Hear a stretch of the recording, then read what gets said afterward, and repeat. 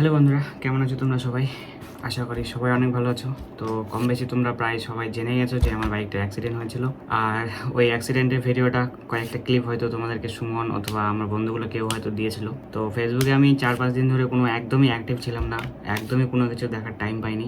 ওই ভিডিওটা দেখে অনেকজনই আমাকে ফোন করছে, অনেকজনই মেসেজ করছে, বলছে যে কি হয়েছে, কেমন করে হয়েছে। তো সবাইকে এক এক করে জবাব দেওয়া আমার পক্ষে একদমই সম্ভব না, তাই আমি ভাবলাম আজকে এই ভিডিওটা একটু বানিয়ে নিই। আর ওই ভিডিওতে ইনফরমেশন একদম খুবই কম ছিল, শুধু কয়েকটা ক্লিপ ছিল অ্যাক্সিডেন্টের। আমি এই ভিডিওতে তোমাদেরকে এটাই দেখাবো, বলবো যে অ্যাক্সিডেন্টটা কীভাবে হয়েছিল।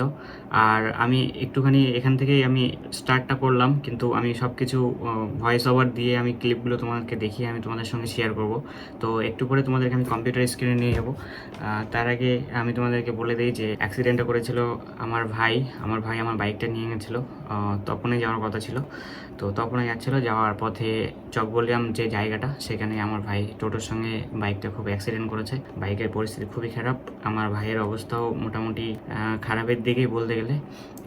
কালকে আমরা হসপিটাল থেকে ছুটি দিয়ে ভাইকে নিয়ে আসছি বাড়িতে, এখন ভাই বাড়িতে আছে। তো চলো আমি তোমাদেরকে আর বেশি কিছু না বলে অ্যাক্সিডেন্টের ক্লিপগুলো দেখাই, কখন কিভাবে কি হলো। তোমরা পুরো ভিডিওটা লাস্ট অবধি দেখো। তো অ্যাক্সিডেন্টটা কিভাবে হয়েছিল আমি তোমাদেরকে ওটা বলছি।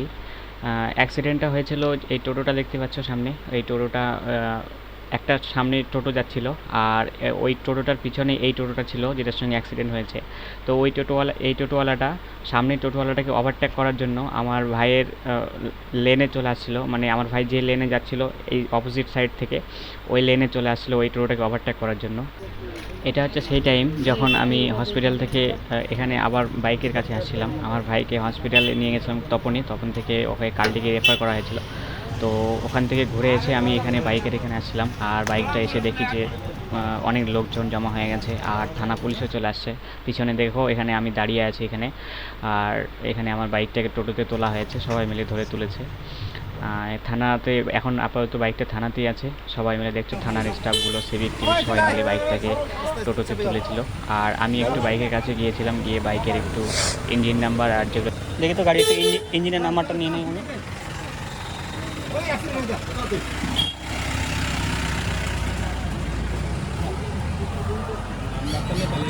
আরে এখানে এখানে থাকে ওই ইয়ের চেসিসের মধ্যে।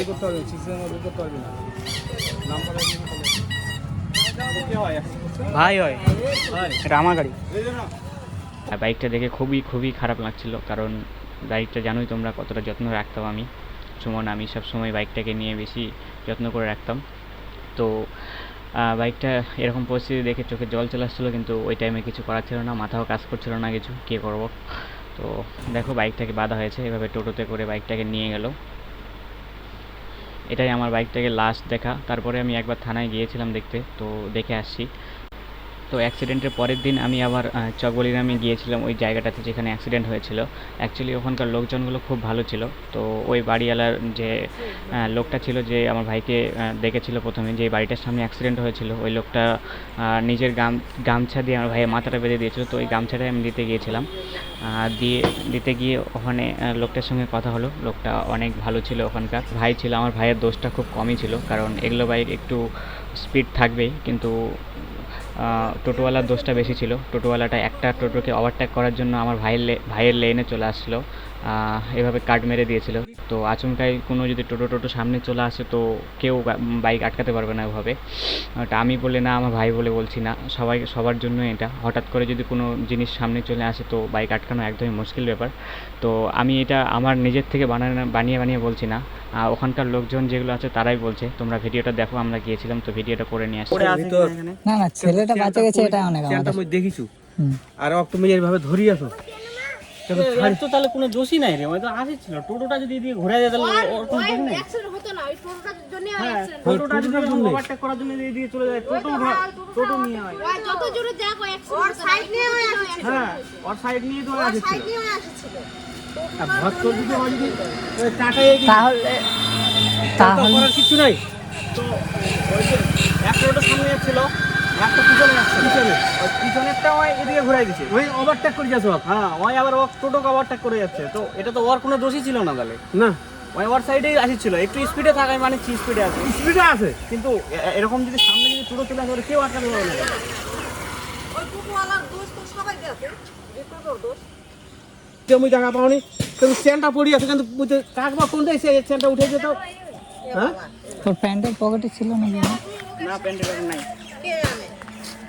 লোক তো মেলায় ঘড়িটা আমি কই আমরা, কিন্তু চেনটা তো এখন আরো কিছু ধরিয়ে আসো। ঘড়ি উড়াই যাওয়ার ঘড়ি আছে তো এর মেলা দেখতে আরে ওরা পুরো নিয়ে গেছে নাকি কে জানে আমি তো আশপাশ আসেনি বা আমি জানি না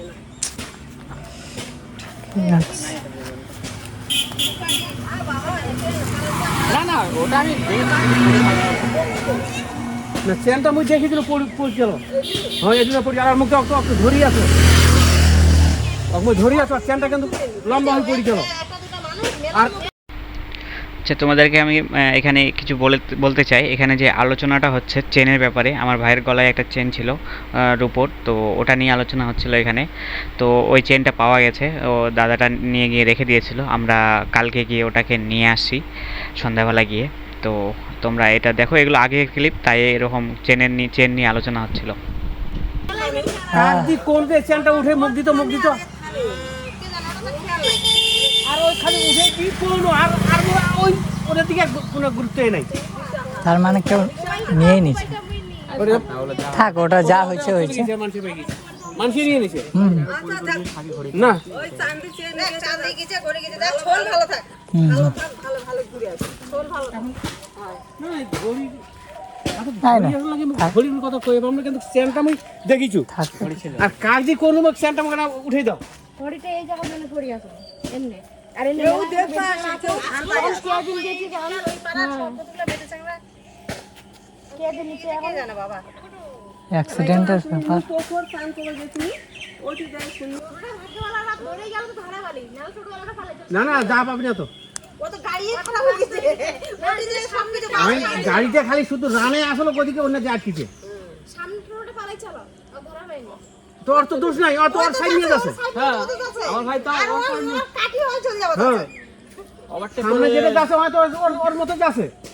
তাহলে এবার যে এইদিকে গেলে কিছু কিছু মোটরসাইকেল আলার আর টোটো আলাগুলোর এমন দোষ আছে, ওরা আগা দিকেও দেখবি না পিছনেও দেখবি না, দেখবি না, কিছু দেখবি না, চারিদিকে গেল হয়তো ঘুরে দিবে।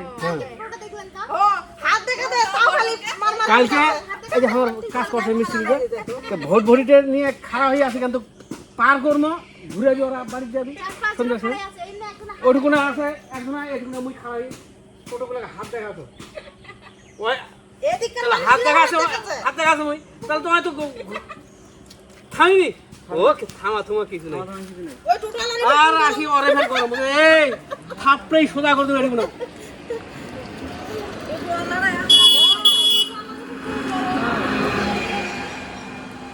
ঠিক আছে চলো, ওদের কোনো দোষই নাই, মিনাজের কোনো। সবশেষে আমার ভাইয়ের পরিস্থিতি তোমাদেরকে বলছি। আমার ভাই মাথায় চোট লেগেছিলো, মাথাটা কেটে গেছিলো, প্রায় 17-18টার মতো সেলাই পড়েছে। তো মাথাটাতে যেটা ভয় করেছিলাম ভিতরে, তো ওটা সেরকম কোনো প্রবলেম হয়নি, মাথার ভিতরে কোনো চোট লাগেনি, উপর থেকে শুধু কেটে গেছিলো। আর হাতটা কোনো কাজ করছে না, হাতটা পুরোটাই একদম তুলতে পারছে না, একটা আঙুল পর্যন্ত নড়াতে পারছে না। তো আমি দেখো এখানে হাতের ছবি আমি দিয়ে দিলাম, এই হাতটা পুরোটা ড্যামেজ হয়ে গেছে। ডাক্তারকে দেখিয়েছিলাম পার্সোনালভাবে, তো ডাক্তার বলছে যে নার্ভের ড্যামেজ হয়েছে, তো মালটা নিয়ে যাবো, এমআরআই করতে হবে, তারপরে চিকিৎসা ভালো মতো শুরু হবে।